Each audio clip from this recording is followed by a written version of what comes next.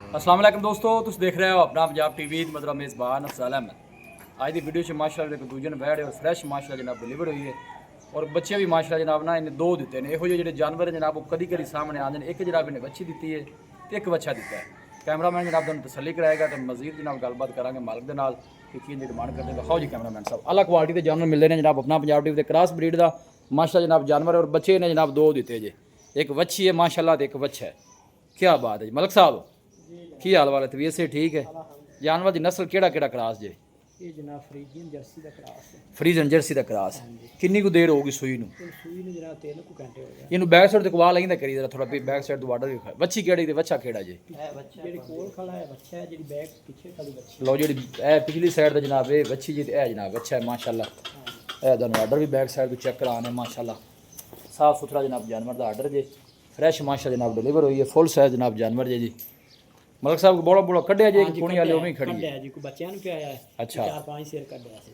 जेर पा ली सू? हां जी जेर पा। लो जो है जेर पा के क्लियर हो गई। इकबाल ने बाहर तक आड़ी अंदर थोड़ा जाए नेरा जा माशाल्लाह। ए जनाब दो बच्चे ने दिते अल्लाह इन्होंने जनाब नसीब करे। ए जनाब बैक साइड वाडर चेक करना है, साफ सुथरा जनाब जानवर का आर्डर जे।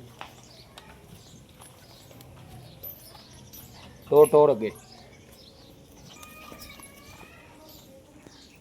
माशाल्लाह। क्योंकि हाले बारिश भी हुई है, जरा नवान धोने वाली खड़ी है, जानवर सही फिर साफ नज़र नहीं आता।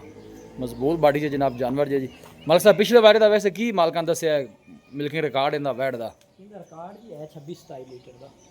नहीं वो आप दसना जरा कर दी रही होवे जेड़ा जी बच्चे नु पिला के 22 लीटर चोंदे रहे ने, बाकी बच्चे समय 26-27 लीटर कर। थना थुना निकली है रही? हां जी साफ सुथरी। अच्छा जी, चोर नु सील साहब निकली है कुलार पासों माशाल्लाह। बच्चे भी माशाल्लाह जनाब ने दो दिते जी। ए जनाब अच्छी जी नज़ीर तुम चेक कराने तो ए जनाब अच्छा जी माशाल्लाह। खूबसूरत बछड़े जनाब ने दिते। नस्ल केड़ी दसी जी मलिक साहब इंदी? फ्रीजियन जर्सी जनाब। फ्रीजन जर्सी। मलिक साहब मुल की है इंदा? मुल भाईजान इंदा जी। 6 लाख रुपया। 6 लाख रुपया मुल है। हां जी फाइनल किन्ने दी देनी? 5,80,000। मोहम्मद प्यार वाला ईद हैगी, तुम पता 2 दिन बाद ईद आ जानी तो किसी ने ईद का पैकेज दे दे।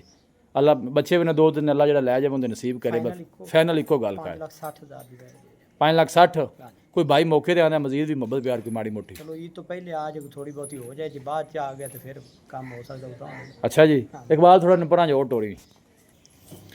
लो जी मलिक साहब का कहना है कि पिछले बारे का मिल्किंग रिकॉर्ड भी जनाब इंदा अच्छा है, क्योंकि ब्रीड वाइज जानवर अच्छा है जी। क्योंकि आर्डर जो सारा है वो मिल्क वाला, कोई बादशाह नहीं पाई, साफ सुथरा जनाब जानवर का आर्डर जी। लो जी 5,60,000 जनाब मलिक साहब ने जनाब फाइनल किया। मजीद भी इंशाल्लाह कोई भाई मौके पर आएगा तो दीद लिहाज इंशाल्लाह जनाब जरूर होगा। वीडियो जनाब पसंद आए वीडियो में लाइक करो, दोस्तों ना जनाब शेयर जरूर किया करो। लोकेशन जी जनाब वो तहसील दीपालपुर है, डिस्ट्रिक्ट कुकड़ है। मिलेंगे जनाब एक अच्छी और लाजवाब वीडियो के नाल। अपने मेज़बान अफज़ल अहमद ने दो इजाज़त। अल्लाह ने निगहबान।